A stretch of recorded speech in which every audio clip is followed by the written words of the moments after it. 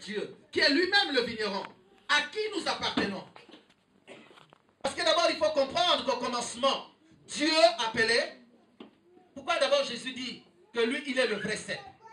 C'est la question. Je ne sais pas si beaucoup de gens connaissent qu'est-ce que le cep. Amen. On a l'habitude de dire, je suis le cep. C'est quoi le cep? Est-ce que quelqu'un dans la salle ne connaît-il pas c'est quoi le cep? Amen. Voilà. Papa René, qui est un bon agriculteur, il répond, c'est la réponse qu'il donne. Le cep, c'est le pied de la vigne. Amen. Et le sarment, ce sont les branches. Amen. De la vigne. Amen. Voilà pourquoi le propriétaire du vigneron, c'est lui qui vient planter la vigne, c'est Dieu lui-même.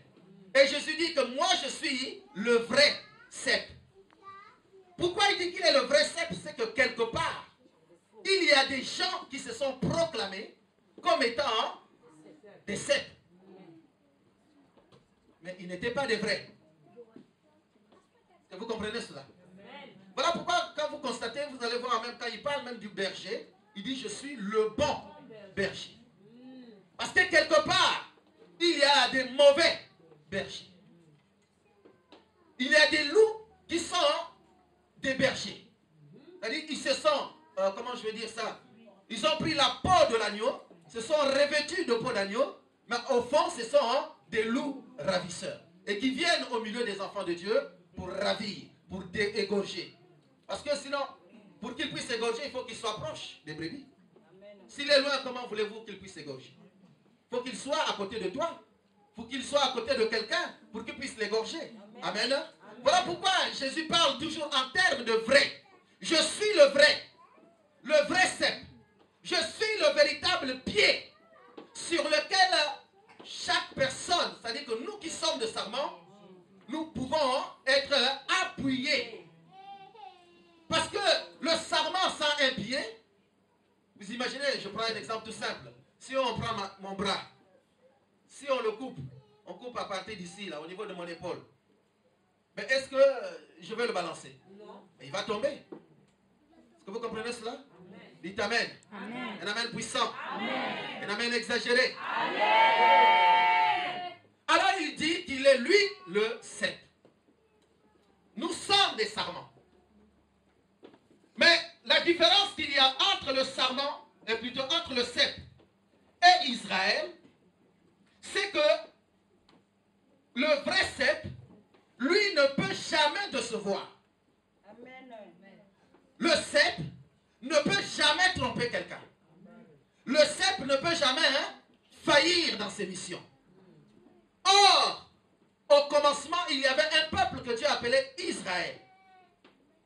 Bien que Dieu avait fait des alliances avec Israël, vous savez que c'est un contraste que Dieu met, parce que Dieu compare un peu le cep avec Israël. Or, Israël, c'était un peuple choisi, mais un peuple qui a déçu. Et vous comprenez? Amen. Et nous faisons partie également d'Israël céleste. Amen. Mais nous décevons. Vous comprenez cela? Amen. Nous décevons par nos comportements. Nous décevons par notre attitude. Nous décevons par nos manières de vivre. Nous décevons par notre façon de faire. Et que lorsque Dieu regarde Israël par rapport au cep, il dit, le vrai, ce n'est pas Israël, mais le vrai, c'est le cep. Alléluia. Donc c'est Jésus lui-même. C'est Jésus sur lequel nous devrons être attachés. Si nous sommes attachés à lui, alors en ce moment-là, nous pouvons porter du fruit. Et remarquez bien que lorsqu'on parle du fruit, ce n'est pas au pluriel, c'est au singulier. Si vous prenez, je pense que c'est au verset 2, au verset 5. Même au verset 5 ou au verset 2, vous allez voir, on parle du fruit, toujours au singulier. Il n'y a pas de S. Amen. Amen. Est-ce qu'on peut dire, ça veut dire qu'il n'y a qu'un seul fruit? Quand Dieu parle au singulier, est-ce que ça veut dire qu'il n'y a qu'un seul fruit? Non. Pas du tout. Amen. Amen. Donc ça veut dire que quand le Seigneur parle parle de fruits, donc il y a possibilité, c'est-à-dire que nous avons 3 catégories de personnes. Ça veut dire qu'il y a des personnes qui peuvent ne pas porter du fruit. Amen. Amen. Ça, c'est la première catégorie de personnes. Il y a également une deuxième catégorie de personnes qui peuvent porter encore du fruit.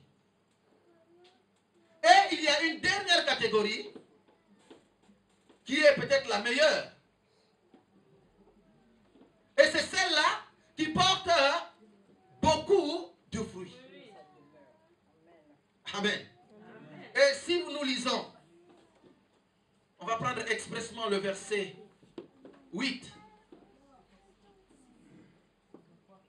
Si vous portez beaucoup de fruits, c'est ainsi que mon Père sera glorifié. Et que vous serez comment? Il y a une condition. Mais tout le monde dit, moi je suis disciple de Christ. Amen. Amen. Mais regardons le verset 8. Si vous portez, si toi et moi nous portons, hein, on n'a pas dit si tu portes du fruit. On dit si vous portez beaucoup de fruits, ce n'est qu'en ce moment-là que mon Père sera glorifié. Donc ça veut dire que si aujourd'hui, moi je porte du fruit, jusque-là mon Père ne peut jamais être glorifié. Si je porte plus de fruits, mon Père n'est pas toujours glorifié. Non, je ne sais pas si vous réalisez cela. Amen. Est-ce que tu as compris cela? Amen. Dites un amen puissant. Amen. Pour que mon Père soit glorifié, pour que Dieu soit glorifié, il faut que je porte beaucoup de fruits. Donc si je porte un fruit, Dieu n'est pas glorifié. Si je porte 2 fruits, Dieu n'est pas glorifié. Si je porte 5 fruits, Dieu n'est pas glorifié. Alors il faut que je porte beaucoup de fruits. Je pensais que tu allais dire Amen. Amen. Amen. Amen. C'est la condition. Et pour que toi et moi nous puissions appeler disciples de Christ. Il y a une condition. Vous serez appelés disciples. Donc un disciple, ce n'est pas quelqu'un qui porte du fruit. Mais c'est quelqu'un qui porte beaucoup de fruits. Amen. Dis à ton frère, à ta soeur. Porte beaucoup de fruits. Porte beaucoup de fruits.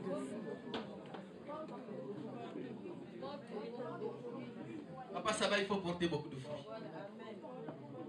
Amen. Alléluia. Pour que Dieu soit glorifié, il faut que toi et moi nous puissions porter beaucoup, beaucoup, beaucoup. Or, beaucoup, c'est quoi? Beaucoup, on ne peut pas mesurer. Quand quelqu'un va dire, bon, je suis allé peut-être à la République, j'ai vu beaucoup de gens. Beaucoup, il y en a combien? Tu n'as pas pu compter. Amen. Ça veut dire que Dieu nous appelle à ce que nous puissions porter la multitude de fruits. Des fruits en abondance. Des fruits divers. Beaucoup de fruits. En hiver, tu dois porter du fruit.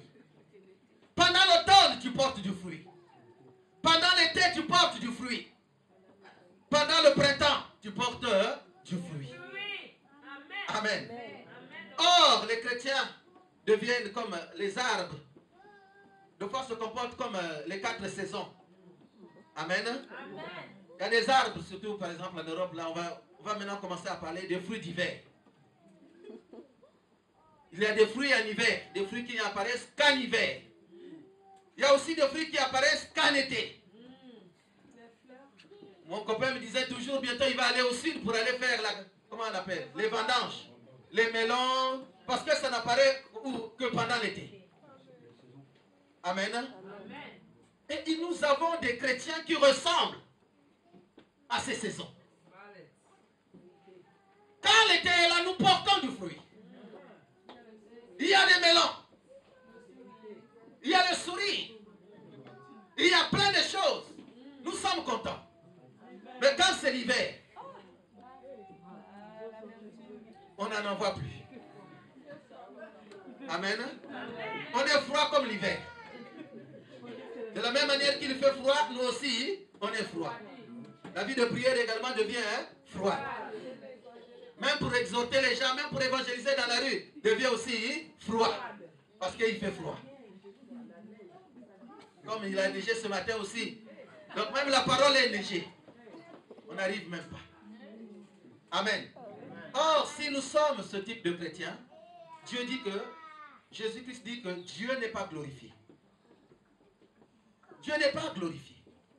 Dieu veut que quelle que soit la saison, que nous puissions porter du fruit. Parce que si nous portons du fruit, alors son Père est glorifié et nous sommes les disciples. Voilà pourquoi quelque part à la fin, au verset 15, il dit, je ne vous appelle plus serviteurs, mais moi je vous appelle désormais mes amis. C'est un privilège que d'être appelé ami. Un ami, ce n'est pas n'importe qui. Je ne sais pas, je sais que tout le monde a un ami. Frère Labé, tu as un ami? Ah. Quand de fois ça ne va pas, de fois on court vite. Quand bien même la Bible dit, maudit soit l'homme qui se confie à l'homme. Mais de fois on court vite. Vite, on prend le téléphone. On prend le téléphone.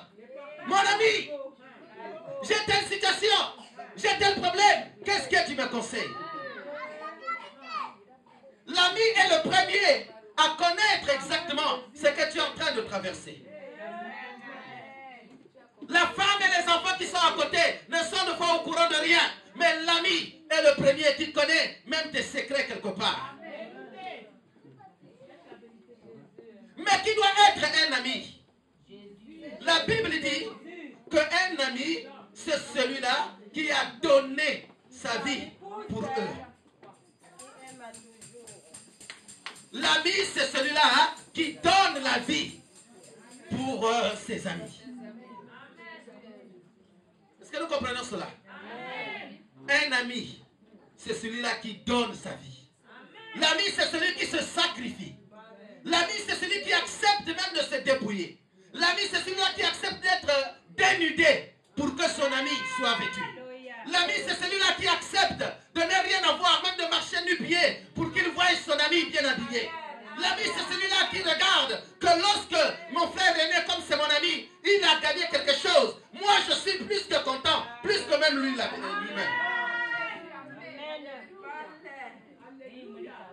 Amen. Et l'ami, c'est celui-là qui ne fait pas du mal à l'autre. On ne peut pas faire du mal à un ami. Tu ne peux pas faire du mal à un ami. Bien au contraire, quand c'est ton ami, c'est toi qui te sacrifies. Tu te sacrifies pour mon ami. Pour ton ami. Amen. L'ami. L'ami. Il dit, je ne t'appelle plus serviteur. Au départ, Christ nous appelait des serviteurs. Il t'appelait, toi et moi, serviteurs. Mais il y a une condition. Pourquoi il nous appelle serviteurs? C'est parce que nous sommes capables. Si nous portons du fruit, il faut que nous allions vers ceux-là qui ne connaissent pas Dieu. Que nous puissions leur annoncer l'évangile. Et à cause de cette émission, puisque nous faisons office d'ambassadeurs pour Christ, alors nous sommes appelés serviteurs de Dieu. Est-ce que nous comprenons cela? Et lorsque nous marchons dans ce service, par exemple, de l'évangile, pour annoncer, pour proclamer l'évangile aux extrémités de la terre, nous sommes esclaves. C'est-à-dire que nous sommes des esclaves. Parce qu'un serviteur, c'est un esclave. Or, un esclave, nous dit la Bible, ne peut pas être plus grand que son maître. Amen. Mais moi, je me souviens bien, dans un cours que nous avons étudié au lycée, ce qu'on appelle la dialectique hégélienne, il disait que deux fois, un esclave peut punir le maître. Je vais vous donner un exemple, une anecdote. Un jour, il y avait un patron qui avait son esclave. Et cet esclave-là, c'est celui qui préparait le repas tous les jours. Tous les jours, il lui donnait des ordres. Prépare-moi tel repas. Prépare-moi ceci. prépare-moi cela. Et il prenait plaisir à préparer. Quand il finissait de préparer, il mettait à table, le patron mangeait. Il ne donnait même pas à ce serviteur, à cet esclave. Un jour, comme il était le chef des esclaves lui-même, il a dit aux autres esclaves, aujourd'hui, on va faire grève. Le patron ne va pas manger. Amen. Le patron est revenu de ses affaires, croyant que la table était faite. Il attendait. La table n'était pas faite. Il a appelé le chef des esclaves, le chef des serviteurs. Il est venu, il se présente à lui. Il dit, mais où est le repas? Il dit, aujourd'hui, nous avons décidé que tu ne manges pas. Pourquoi je ne veux pas manger? Il dit, c'est pour que tu vives un peu ce que nous sommes en train de vivre. Et l'anecdote, c'est que la question qu'on nous pose à la fin est à cet instant-là. Qui devient esclave de l'autre? Le patron. Le patron qui est esclave. Le patron. Le patron à cet instant est devenu esclave de l'esclave. Est-ce que vous comprenez cela? Amen. Dites un amen puissant. Amen. Un amen exagéré. Amen. Le patron est devenu esclave. Parce que ce jour-là, il n'a pas pu manger. Parce que les esclaves n'ont pas préparé pour lui. Il ne pouvait pas manger, il est devenu esclave. Il est resté affamé. Amen. Amen. Amen. Nous avons le droit. Dieu nous appelle serviteurs.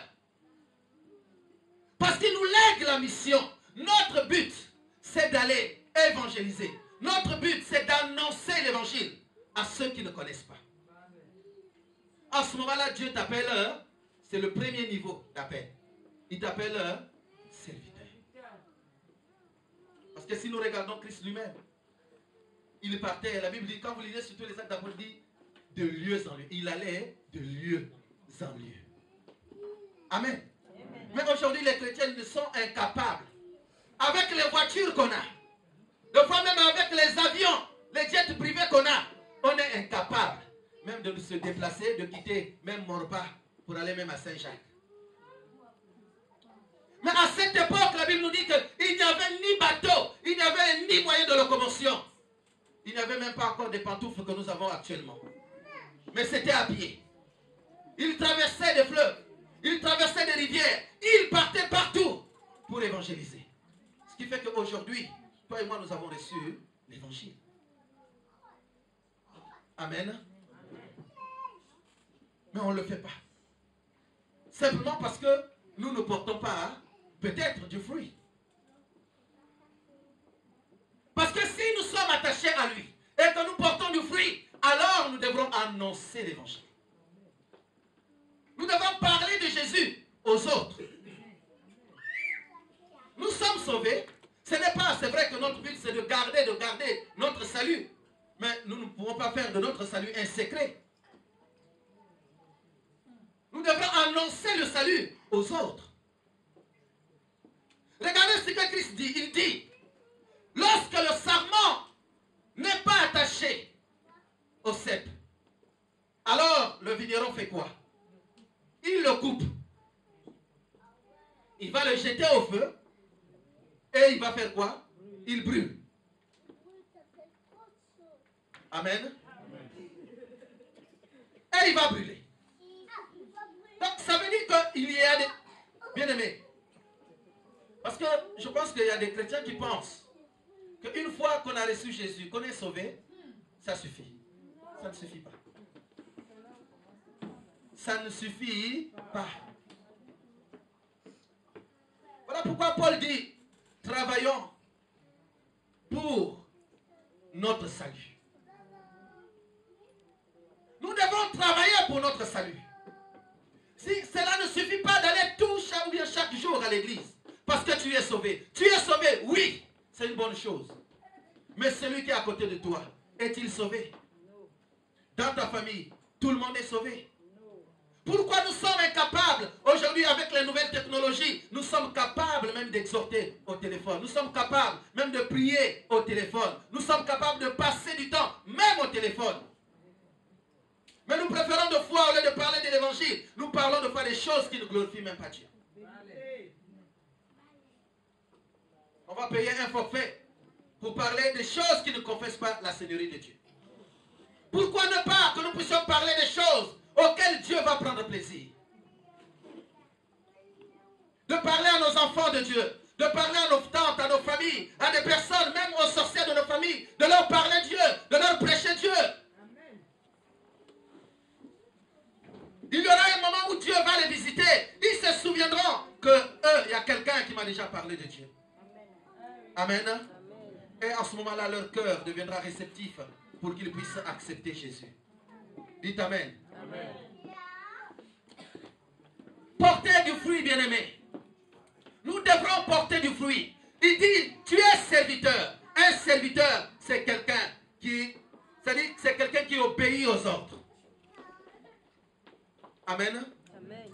Quand on va te dire, va préparer, tu vas préparer. Ton problème, ce n'est pas de dire, non, comment je vais faire? Non, on t'a dit, va préparer, point barre. Va laver, va faire la vaisselle, tu vas faire la vaisselle. Va faire la lessive, tu vas faire la lessive. Va au marché, tu vas au marché. Va faire les courses, tu vas faire les courses. Tu n'as même pas réfléchi. Comment je vais me déplacer? Comment je vais faire? Ce n'est pas ton problème. Il a dit dans le livre de Matthieu, il a dit, allez dans le monde entier, faites de toutes les nations mes disciples. Amen. Faites de toutes les nations, ses disciples. Où sont les disciples de Dieu? Amen. Où sont les disciples de Dieu?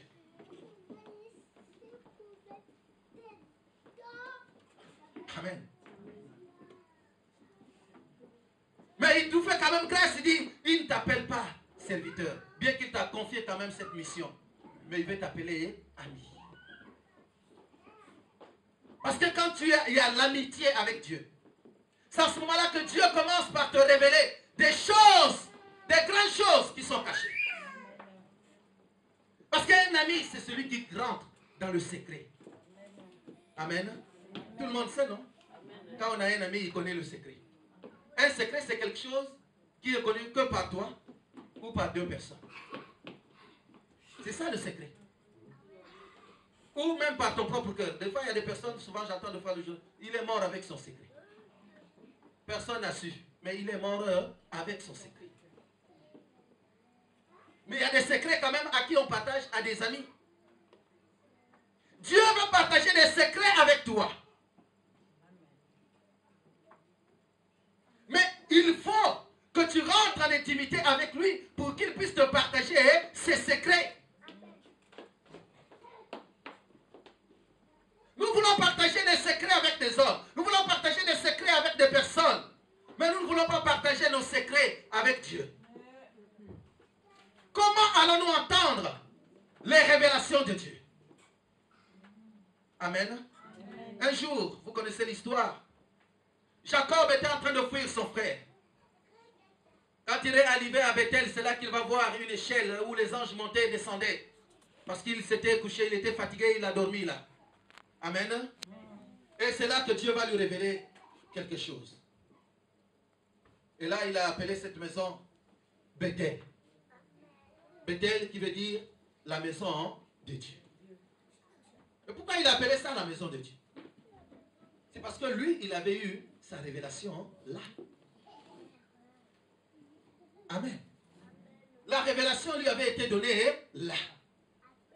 Si tu es, lorsque nous sommes amis de Dieu, lorsque tu es ami avec Dieu, alors Dieu, parce que tu es en intimité avec lui, Dieu va te révéler, quel que soit le problème que tu vis, quel que soit le problème qu'il y a dans ta famille, même des problèmes qui ont existé avant même que tu ne naisses, Dieu va te les révéler. Il va te les montrer. Il va te dire, regarde, il y a telle situation. Si c'est un problème, par exemple, dans la famille où les gens n'arrêtent pas de mourir, il va dire, écoute, toi comme tu es mon ami, tu sais les malheurs qui arrivent dans la famille. C'est tel, il y a telle situation dans votre famille. Il va te le dire. Amen. Mais à condition, lorsque nous sommes amis, c'est quand tu es ami avec Dieu. Or, les chrétiens aujourd'hui refusent d'être amis. Quand bien même Jésus vient vers nous, il nous appelle, mes amis, venez. Mes amis, venez. Mais nous refusons d'être appelés amis. Deux fois, nous refusons d'être appelés amis. Nous avons peur de connaître les choses. Dans Jérémie, il a dit, 33:3, il a dit, invoque-moi, je te répondrai, je te révélerai les choses cachées que tu ne connais pas. Mais c'est lorsque nous sommes amis. Les choses révélées sont en nous et à nos enfants. Jusqu'à perpétuité. Mais les choses cachées sont à l'éternel. Amen. Les cachés sont à l'éternel. Mais tu veux connaître les choses cachées, il faut que tu sois ami avec Dieu. Un jour, dans le livre de Genèse, Dieu appelait quelqu'un son ami. Amen. Amen. Tu es là? Amen. Tu es là? Amen. Balance ta main, balance ta main. Amen. Un jour, Dieu a vu un homme. Et il lui a dit, il l'a appelé ami. Cet homme-là qui est notre patriarche, Abraham, l'ami de Dieu. Amen. Et pour cela, dans Genèse chapitre 5, à partir du verset 22, quand Dieu a dit à Abraham, va m'offrir Isaac, comme Abraham savait que c'est son ami, il n'a même pas réfléchi. Amen. Abraham n'a même pas réfléchi pour savoir, c'est le seul enfant que j'ai. Sarah ne va plus faire des enfants. Il n'a même pas réfléchi un peu. Il a pris. Quand le moment est arrivé, il a pris Isaac. Il a pris ses serviteurs. Ils sont partis. Lorsqu'ils sont arrivés proches de la montagne de Morija, il a dit aux serviteurs, vous, restez là-bas. Amen. Parce que les serviteurs n'avaient pas le droit de rentrer dans le secret de l'Éternel. Est-ce que vous comprenez cela?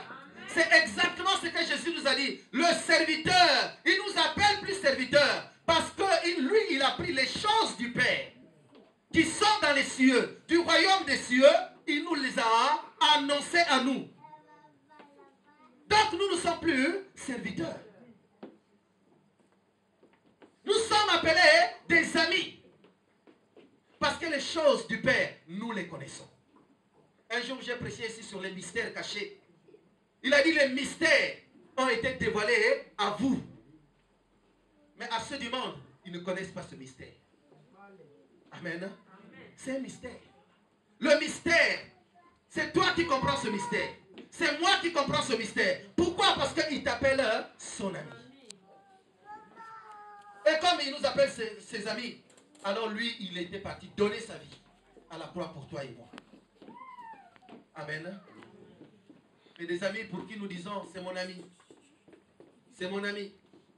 C'est ma copine. Mais c'est des gens qui nous déçoivent tous les jours. Amen. Quand bien même ils nous déçoivent tous les jours. Mais on se force toujours d'être en amitié avec ses amis. Mais il suffit seulement qu'un jour, que Dieu, qui est notre véritable ami, tarde seulement pour nous donner la réponse ou la solution à notre problème. Comme dit ma soeur Marcel, on est fâché. Ah, c'est Dieu-là. Amen. On oublie que c'est lui le véritable. Les amis qui nous déçoivent tous les jours, bien-aimés. Nous sommes accrochés. On leur pardonne tout le temps. Nous sommes accrochés. On prend le téléphone. Mon ami, si on peut se voir, si on peut encore discuter un peu pour arranger les choses, repartir dans les meilleurs sentiments. Mais avec Dieu, quand la réponse tarde, on disparaît. Amen. Il dit, je ne t'appelle plus serviteur. Amen. Alors pourquoi j'aime bien un homme de Dieu, deux fois quand il prêche, il dit, mes amis. Lui aussi utilise les termes comme Jésus dit, mes amis. C'est un privilège d'être appelé ami de Christ. C'est un privilège, bien-aimé, parce que tu rentres dans l'intimité avec Dieu. Tu rentres dans l'intimité de Dieu, du Dieu vivant. Abraham, lorsqu'il avait été appelé ami de Dieu, vous connaissez l'histoire. Ce jour-là, lorsque les anges partaient pour détruire Sodome et Gomorrhe, il y avait un secret. Mais comme c'était l'ami de Dieu, Dieu a dit quoi? Cacherai-je à Abraham ce que je vais faire à Sodome et Gomorrhe. Amen. Mais pourquoi jusqu'aujourd'hui, Dieu te cache des choses? Pourquoi jusqu'aujourd'hui, Dieu me cache des choses? C'est la question que nous devrons nous poser. Pourquoi moi, Dieu me cache des choses? Il a dit, cacherai-je à Abraham ce que je veux faire? Lui-même donne la réponse, il dit, non, non, non, non, non, non. Je ne cache pas à Abraham. Il faut que je lui dise tout. Amen. Amen. Un amen puissant. Un amen exagéré. L'ami bien-aimé. L'ami n'a pas de secret. L'ami dit tout. L'ami t'expose tout. L'ami te dit, il partage même sa vie avec toi. L'ami est capable de se dépouiller pour que son ami soit à l'aise. Amen. L'ami. Mais il fait évoluer quand même cette relation. Parce que quelque part, si vous lisez bien, il dit, il y a 3 étapes. L'étape de serviteur, le niveau de serviteur, le niveau d'ami, et il y a un dernier niveau. Amen. Et qui connaît ce dernier niveau? Pour que tu sois appelé disciple, il faut que tu portes beaucoup de fruits. Donc déjà, si nous ne portons pas beaucoup de fruits, nous ne sommes pas des disciples. Non, il y a un autre niveau. Amen. Que Dieu nous appelle. Dit, je ne vous appellerai plus aussi amis, mais je vous appellerai. Alors, Sœur Rita, hein? Confident. Je vous appellerai la Sœur Rose. Mes enfants. Il vous appelle comment? Non, non. Frère l'abbé, nous appelle comment? Théophile. Mon bien-aimé, mon frère. Amen. Non seulement il te fait passer, regardez la progression de la relation que nous avons avec Dieu. C'est une relation progressive. Du stade de serviteur, il te fait passer au stade de l'ami. Serviteur, tu prends de son évangile, tu vas annoncer. Tu obéis simplement. Parce qu'avec un ami, il y a la relation, il y a le droit d'obéissance. Quand tu parles des secrets à quelqu'un, tu vas lui dire, tu es mon ami, tu gardes ça seulement pour toi et moi, hein, Papa l'abbé. Il dit oui. Amen. Amen. Obéissance. Il fait évoluer cette relation au stade d'amis. Mais il ne s'arrête pas par là. Il dit, je ne vous appellerai plus des amis, mais vous êtes désormais mes frères. Ce jour-là, lorsque on l'a mis dans le tombeau. Amen. Lorsqu'on l'a mis dans le tombeau, la première femme qu'on appelle Marie de Magdala, qui est arrivée au sépulcre. Quand j'étais en train de méditer ce matin, j'étais en train de penser quand les gens prient Marie. Vous ne savez pas qu'il y avait beaucoup de Marie dans la Bible. Il y a plein de Marie dans la Bible. Amen. Il y en a au moins 6 ou 7. Cette Marie de Magdala est arrivée. Quand il cherchait dans le tombeau, l'ange lui est apparu. Et lui, quand Jésus est apparu à elle plutôt, Marie voulait toucher Jésus. Mais Jésus lui a dit quoi? Jean 13, 13, lui a dit quoi?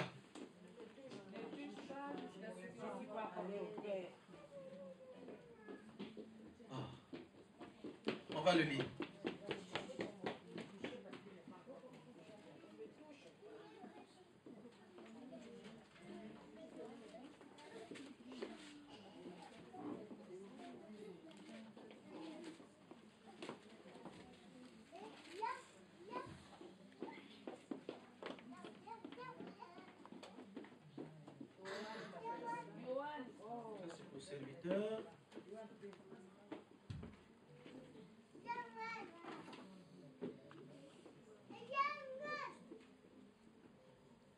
cherche le bon verset.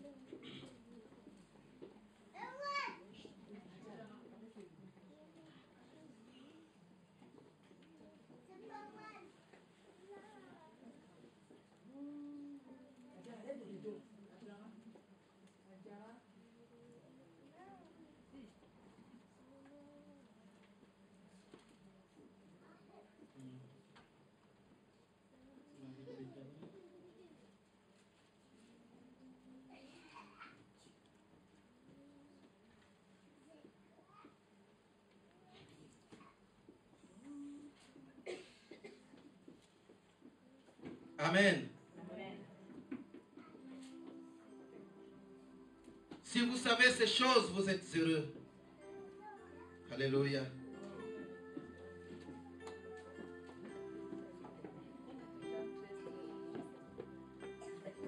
Non, ça c'est pour une autre référence. On va aller au tombeau là. Qui retrouve le verset?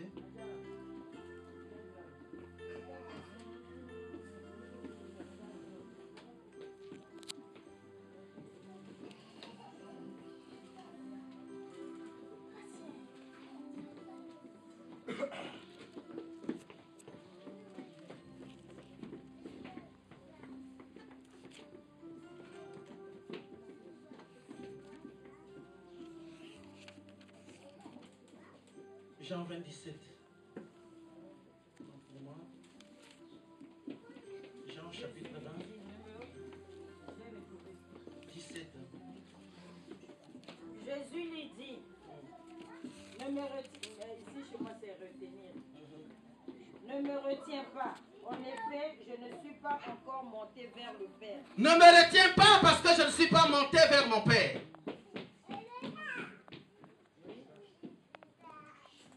Oui? Je continue? Oui? Mais va trouver mes frères et dis-leur de ma part. Va trouver qui? Mes frères. Mes frères. Dis-leur de ma part. Dis-leur de ma part. Je monte vers mon Père. Je monte vers mon Père. Qui est aussi votre Père. Qui est aussi votre Père. Je monte vers mon Dieu. Je monte vers mon Dieu. Il est aussi. Qui est aussi votre Dieu. Amen. Amen. Calmez les enfants. Voyez, Dieu fait évoluer sa relation avec nous. Amen. Du stade de serviteur, il nous amène au stade de l'ami. C'est là qu'il nous révèle beaucoup de choses. C'est là que nous rentrons en intimité avec lui. Parce que là, il nous annonce les choses du Père. Donc les choses du royaume ne nous sont plus cachées. Les choses du royaume nous sont connues. Nous connaissons toutes choses. Il n'y a plus de mystère. Voilà pourquoi un jour, quand il parlait même en parabole aux disciples, il y a un disciple qui lui a dit, mais Seigneur, pourquoi parles-tu toujours en parabole? Il a dit, je parle ainsi pour faire en sorte que les gens du dehors ne comprennent pas ce que moi je vous dis. Amen. Les gens du dehors ne comprennent pas ce que je vous dis. Mais vous, vous comprenez tous les mystères que je suis en train de vous annoncer. Amen. Amen. Amen. Amen. Nous connaissons toutes choses du royaume. Il n'y a plus de secret. Ça veut dire que quelles que soient les difficultés que je peux traverser, je sais que j'ai un secret dans le royaume. Si j'ai un problème qui résiste, je sais que le secret, c'est dans le royaume. Parce que je suis appelé son ami. Amen. Je suis son ami. Il arrive même de voir comparer, il dit, si entre vous-même les amis, nous arrivons à nous entraider, nous arrivons à nous aimer, mais à plus forte raison, lui qu'on appelle l'ami fidèle. Il est l'ami fidèle. Amen.